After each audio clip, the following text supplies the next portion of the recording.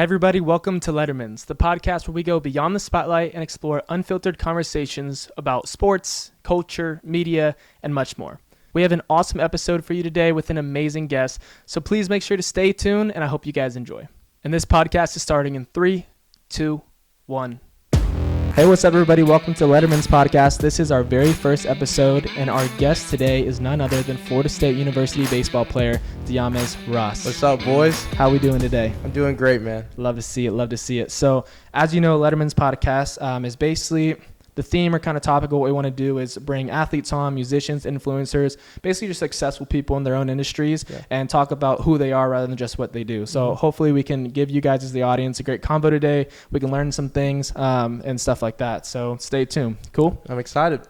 All right, man. So first thing that we do for kind of a segment on Letterman's is obviously since it's presented by Varsity and it's a sports media brand, we need to do a team building exercise. All right. So we're going to start this off with 2 truths and a lie, okay? Okay. How this is going to work is I'm going to give you 3 statements. 2 of them are going to be true. One's going to be totally false. You got to tell me which one you think I'm lying about. All right. Okay? And then we're going to switch it. You're going to go, and I'm going to see if I can guess yours. All right. Okay. Gotcha. All right. First statement. When I was little, I was so fat that the doctor told me to my face that I had to lose weight. Dang. Yeah. I'm not going to bring it up now. Second statement is I used to live in New Jersey. Okay. And one time I got stuck in a snow hole that I had to be carted to the hospital to see if I had hypothermia. Okay. Okay. And then third one is when I was little, one time I pushed a girl off of a skateboard because I didn't want her riding it.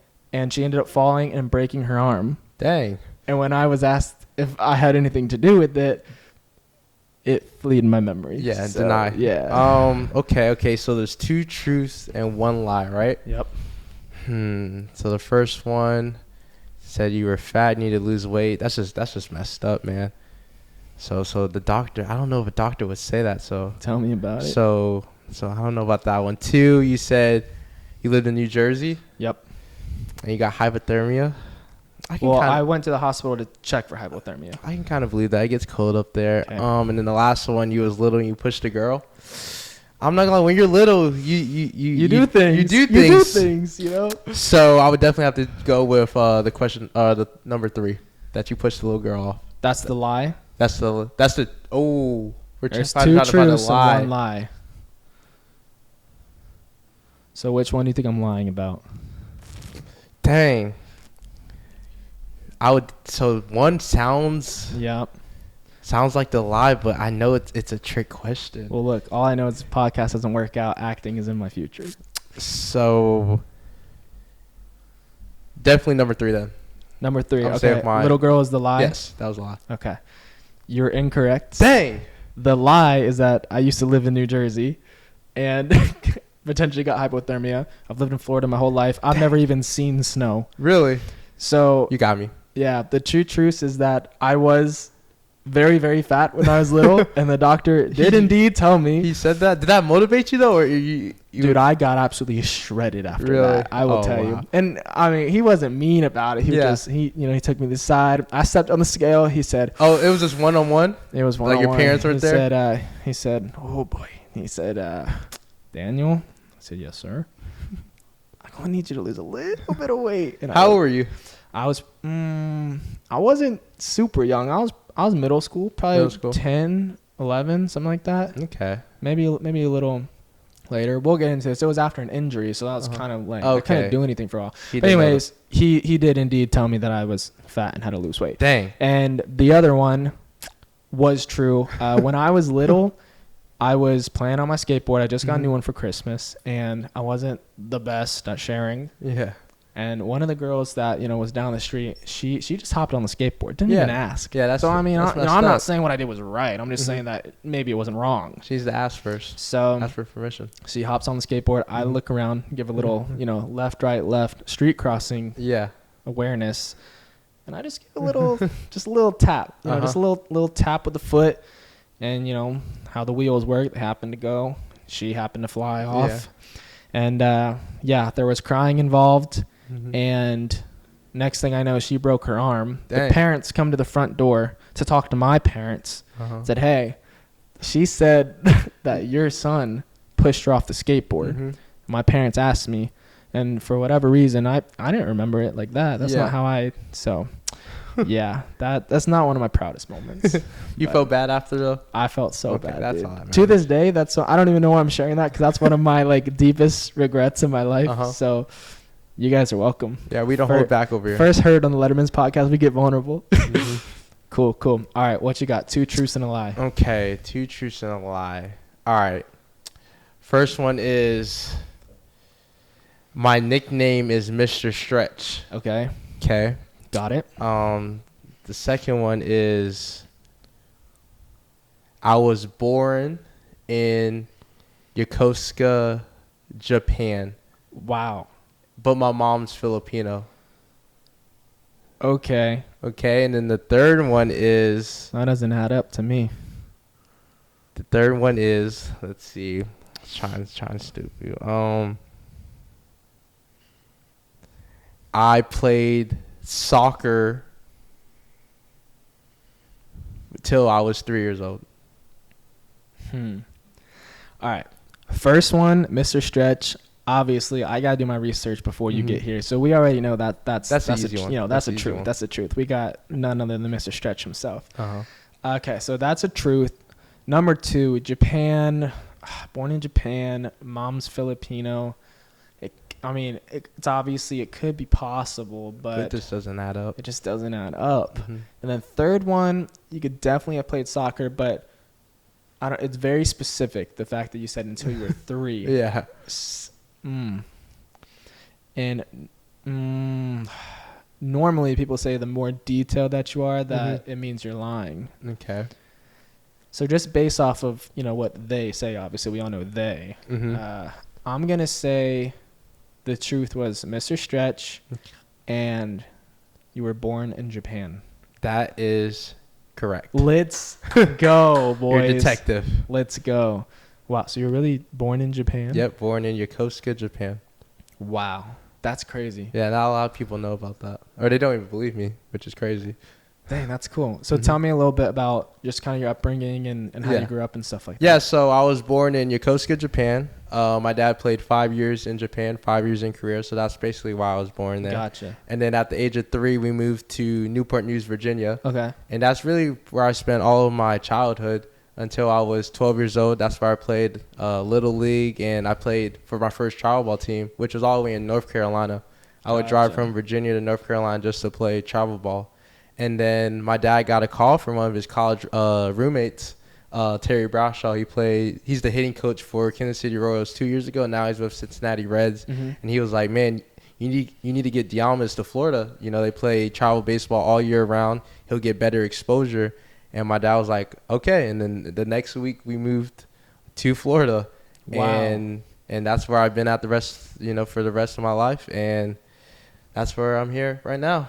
That's crazy. So as soon as your dad got the call from Terry that you needed to move to Florida, obviously to help with your baseball career, just because of the exposure and everything, was that, as far as like the family dynamic, was that a pretty easy decision for your mom and dad to be on the same page about, like, hey, we're picking up and moving next week, or was there a little bit of tension?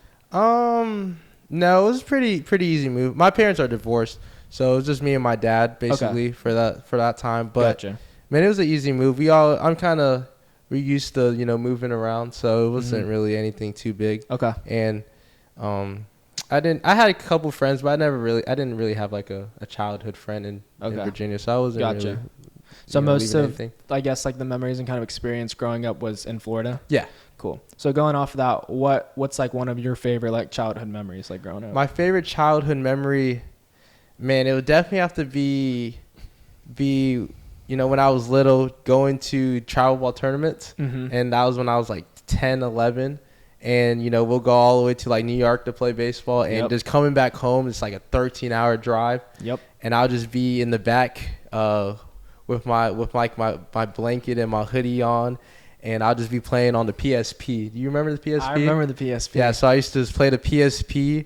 Late at night, have it all charged up before the game. So after the game, it was all full battery. Play nice. MLB the Show. I think it was MLB the Show. So I played a baseball game. The whole until my PSP died, and then I just remember falling asleep, and then you go around that curve, you just automatically wake up. That's it. And so that's basically my best childhood memories. That's just coming awesome. back from tournaments and playing the PSP. Was the New York tournament for Cooperstown?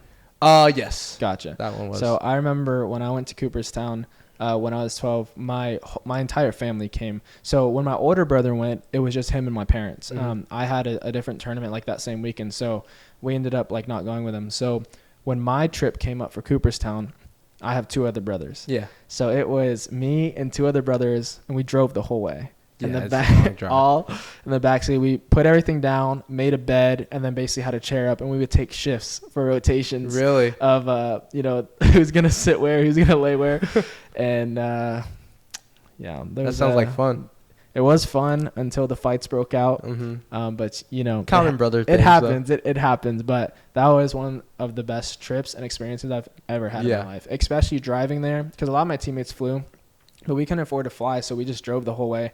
And I wouldn't, like, if I had the ability to change it, I wouldn't, because that drive, like, we got to stay at like hotels and stuff like that. It's so fun. And then also just like seeing the mountains and the scenery. Yeah, it's beautiful. Like actually driving on the hills, it was gorgeous. Yeah, Cooperstown, man, it's a blast. Yeah, so fun. What did you guys finish? What did your team come in? We finished 8th.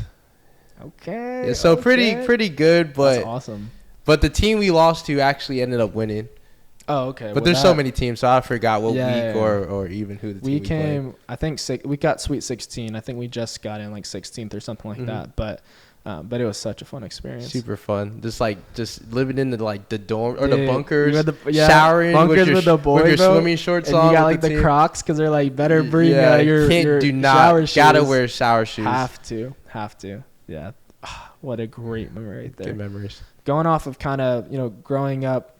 Once you start getting the travel ball and kind of that age of where it starts getting competitive, was there like a moment or maybe a specific instance where you kind of realized as far as talent or skill wise, you were playing at a higher level than the other players around you that weren't like the same age? Yeah. So really when I was in Virginia, I played Little League for like 1 year.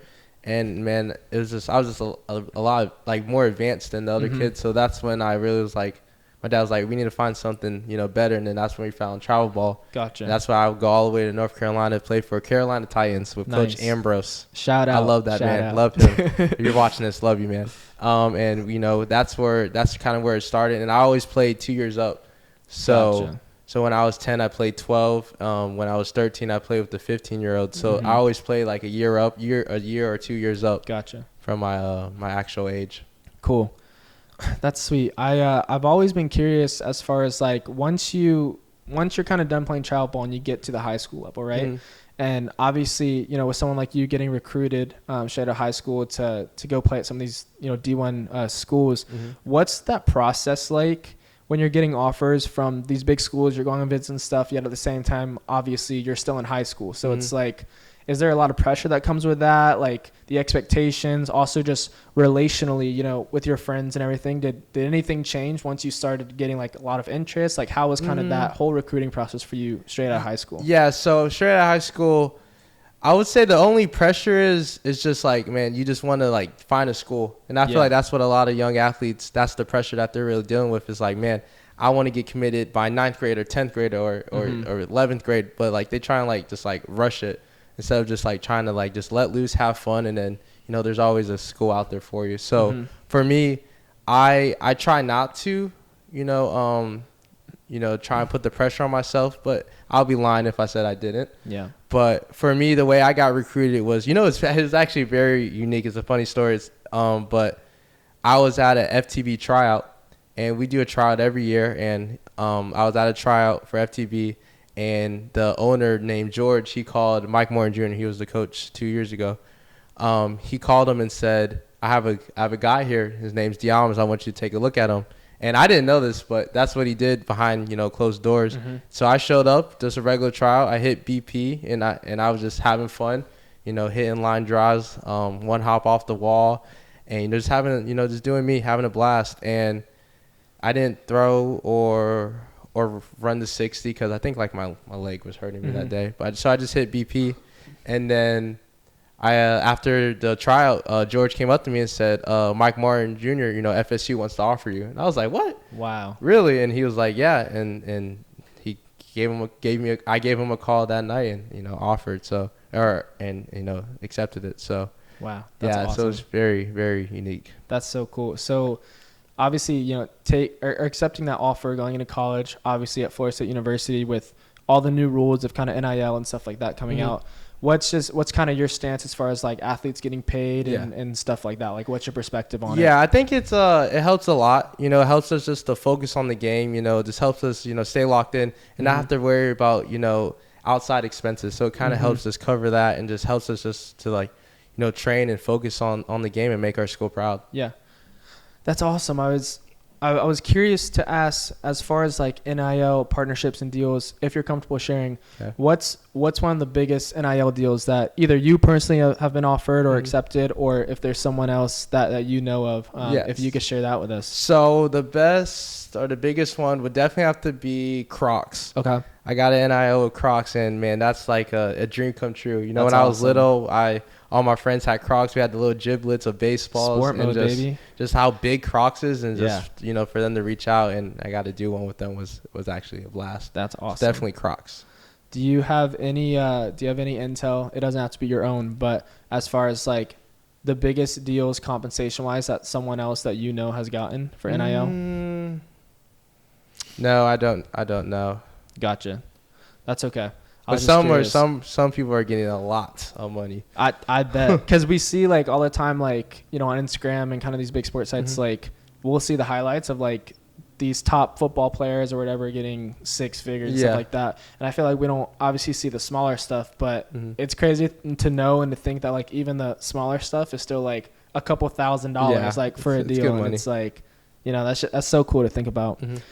So kind of going off of that, and your whole brand with baseball and obviously being connected to NIL, where did the whole nickname for Mr. Stretch come from? Yeah, so Mr. Stretch came from FTB Philly Scout Team. So we had a camera crew follow us the whole summer. So we would have like 3 to 4 cameras, and we had like a YouTube documentary of our team. Cool. And so you always have to warm up and stretch before the game. So I would stretch, and other teammates would stretch for like 5-10 minutes, but I would just stretch, for longer because I got to prepare my body more. And it would just be me and the camera. So I just talk to the camera while I stretch. So that's basically where the nickname Mr. Stretch came from, because every game, I was just stretching by myself.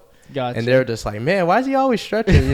Let's call him Mr. Stretch. And I just kind of stuck with it the whole year. So nice. That's awesome. Where I got it from. So going off of obviously like, your brand with FSU baseball and things of that nature, what is kind of like a day in the life, if you give us a breakdown from morning to night as like a student athlete at Florida State? Yeah, so it's very hard to like pinpoint like every specific day because every day is different. Right. But I like to try and get at least 4 to 5 sessions in every day. Okay. So mandatory for Florida State, definitely weightlifting and hitting and throwing. So that's basically the 2 main ones. And then the 2 other sessions that I do, and then like to explain, a session is anything that kind of gets me better. Yeah. Or anything that does get me better. And then the other 2 sessions will definitely be like body recovery, like hot tub, cold tub recovery, contrast, and my rehab for my collarbone. Yeah.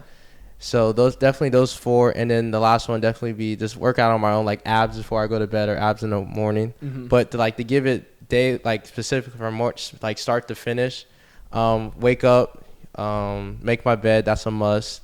Do my morning routine, wash my face, eat breakfast.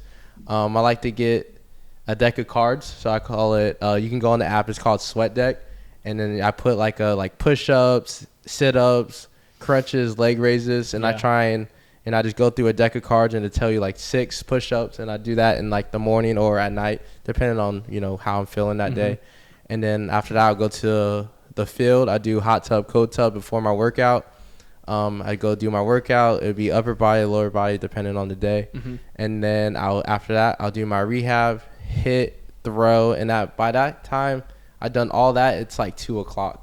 Oh my gosh. Yeah, so it's all in one. It's it's like boom, boom, boom. Yeah, it's back to back. And then so after that, go home, eat lunch, do some I took summer classes this summer, so definitely knocked out some classes, And then after that, I had the rest of my time just to chill, hang out with teammates, chill by the pool, read a book. So Nice. that's basically what a day looks like in the off season. And Okay. then fall, spring, Yeah, it's a little bit changes more up. intense. Gotcha. So, all these things that you're talking about as far as, body recovery and doing more things than just the mandatory stuff that obviously, your team requires of you.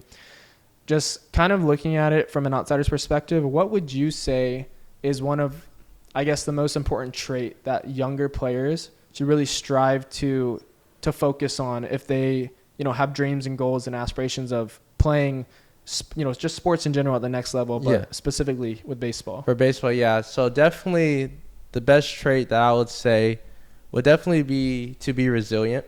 I think that's really a huge trait because in this game of baseball, you're going to fail. Yeah. You used to see 3 out of 10 times you're considered a Hall of Famer.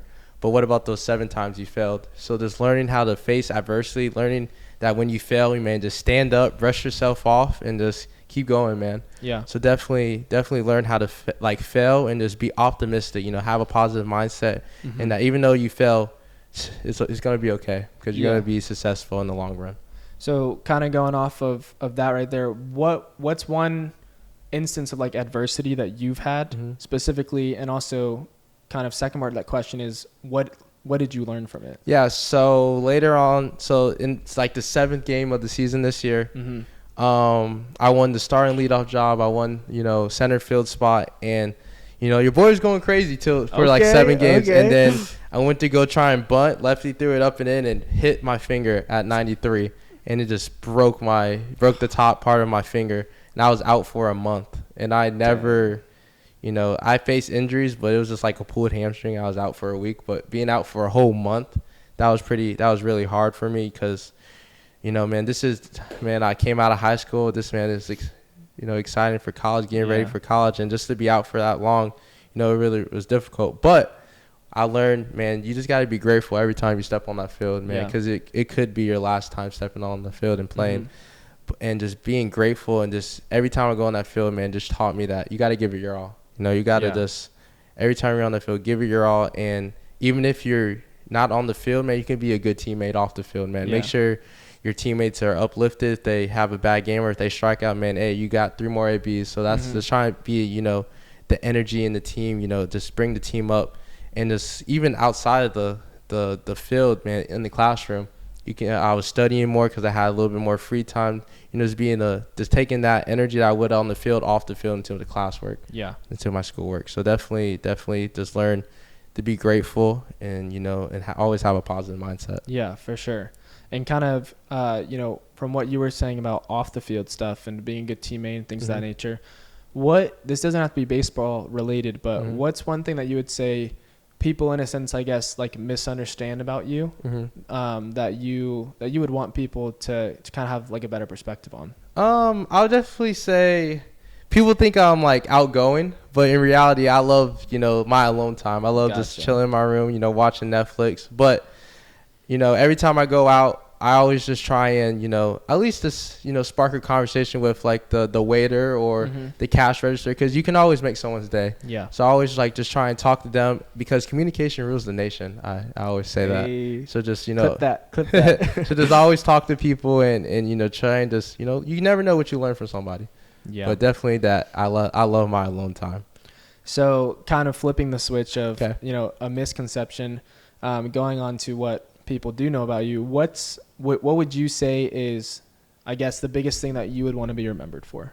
That's a good question. Yeah, it's kind of a loaded discussion. So I definitely want to be remembered as, the kid that just loved the game of baseball. I want to be remembered for my, my smile, man. When I'm smiling on and off the field, like every time, because this game baseball is a kid's game. Yep. So you got to have fun with it. So I want to be remembered as Deamez, who just loved the game of baseball. Every time he was on the field, through the ups and the downs, he always had a smile on his face, and he was always in a good mood. Yeah. So definitely just be remembered as having fun. And when you're like playing a game like this, obviously, and it's sad because I think that a lot of people, once they get older, especially professional, they can kind of lose that passion or that spark. So I think, and this is just me personally, I think it helps to kind of remember the people that got you there as well. Yeah. And like what you said, shouting out your coach and stuff like that from Little League. So kind of, talking about things along those lines, who would you say are the 3 most influential people in your life, and how has each of them impacted you, differently? Yeah, so definitely in my family, my mom, my dad, my grandma, my aunties, and that's like 3 or 4, but we're all family, so we're all one team. So definitely my mom and my dad and I, because travel ball is not cheap, man. You gotta pay for a hotel, gas to get up there. You're there for a weekend, so that's 3 days. So definitely a lot of expenses. So just saying, like they invested so much into me. So I'm so grateful for my parents, and say thank you to your parents because they sacrificed a lot for you. Facts. So definitely say thank you. So definitely my parents. 2 would definitely have to be my mentor. His name is Coach Mitchell. And he's my mentor, but he's also my barber too. Okay. Yeah, so he gets me right mentally, and he also gets me right physically. Get that line up. But yeah, so he always makes sure, man, whenever I'm down or whenever I need to get something off my chest, man, I can always hit up, yo, coach, man, I had a bad game, this and that. He'll always just keep it real and Nice. Just give me something motivational to uplift me. So definitely Coach Mitchell, man. Shout out to him, man. Nice. And then 3rd would definitely have to be friends and teammates. Yeah. They're basically the ones I spend most of my time with, my friends and my teammates. So they just keep me, they hold me accountable on and off the field, and man, they just make me laugh. Whenever I have a bad day or anything, man, I always know that someone's going to make me laugh and, get me back into a good mood. So definitely those 3. That's awesome, man. So this next question may be a little tough to answer, but I wanted to ask, kind of, again, staying along the lines of, growing up and playing the sport and kind of having that childlike passion for the game. I guess I wanted to ask, like, if you could go back and give yourself any piece of advice, your younger self, what would you tell him? Okay, younger Deamez. That's him. Okay, I would definitely tell him, man, enjoy the game of baseball. Like man, actually love the game of baseball. Because like I said, when you're 13, 14, 15, you got that pressure of, trying to go to college, even get drafted. So I'll definitely tell my younger self, man, enjoy the game. And I heard a great quote on another podcast. It was like, the man who loves walking is going to walk further than the man who loves the destination. And I think that just, plays with baseball so well, man. If you love the game of baseball, man, you can not only really reach your destination, but you even go beyond that. So, man, just love the game, enjoy the game, and have fun. So that's definitely what I would give my younger self advice. That's awesome, man. First off, thanks obviously so much for taking the time to come and kind of chat it up on the podcast. Of course. Thank you for having me. Yeah, of course, dude. I've had a great time. And one of the kind of last questions that I like to close with for all guests is basically, I'm going to ask you, if there was one question that I didn't ask you and you wish I did, what was it and how would you have answered? So definitely with like more personality questions like, man, what's my favorite movie, or do I believe in mermaids or something like that. But to answer that question, man, I love the Cars movie, like Cars 1, Cars 2, Cars 3. I love Lightning McQueen. I love his like personality, and I just love, every time I watch Cars, I always leave with a smile. So definitely Cars. And then do I believe in mermaids? Absolutely no. No, I'm just playing. But I heard a fact that like we only export 7% like of the ocean, so the other 93% is like unknown. So I wouldn't be surprised if there is a mermaid out there. And if so, tell them Deamez said, what's up. So what's up? Get you a nice little mermaid baddie. Yeah. Kind of going off of that, now I want to know, with everything coming out about aliens, what's your take on that? I believe we're not the only, species alive on this earth. No, I believe in aliens. I don't know about Area 51, but I definitely believe that we're not the only ones here. So I believe in it. Fair enough. And going off of more personality questions. Let's go straight to the music. You can tell a lot about a person, depending on what they put through their ears. Yeah. So let's say top 5 artists that you'd want to see in concert, alive or dead, of all time. Okay, that's tough. Yeah. For all my friends out there, they know I have the most randomest playlist, songs. So definitely, but I'll just say 5 artists. Definitely be Drake. Okay. Man, I love all Drake songs. He's that underground rapper, yeah. Yep. Definitely, R.I.P. Juice WRLD, but love Juice. Okay. 3 would definitely be Travis Scott. Okay. His new album was fire. And then 2 more. Are we staying in the rap genre? Or are we? No, I'm about to we're switch about it. Okay. Red Hot Chili Peppers. Oh my gosh, what a turn. Yep, I love that. What a turn. Okay, respect. And last one, Beyonce. She's a GOAT. Have to. She's a GOAT. So definitely them 5. Love it. It. I'm trying to think. That's a tough question on the spot. Yeah, it is very tough. See, I'm gonna kind of take more of a performance approach. Okay. So even if it's not maybe someone I would listen to every day, that I think would maybe have like one of the best concerts. Yeah. So I'm gonna throw it back a little bit. Okay. Okay. I'm gonna go Michael Jackson. Okay. Because I mean, I bet that man live was just definitely have crazy. you doing a moonwalk at his concert. And then I'm gonna go Elvis. I think to be around during his prime. Great hair. I mean, I would have been lost. You know? I would have been lost in his eyes just as much as the next person. And then let's see, number 3. I'm gonna go band because I think it'd be cool to get a group concert. I'm thinking maybe Queen. I think Queen could be a cool one, and these are all in their prime. Yeah. Okay, so it's not like they're falling off. And then 4.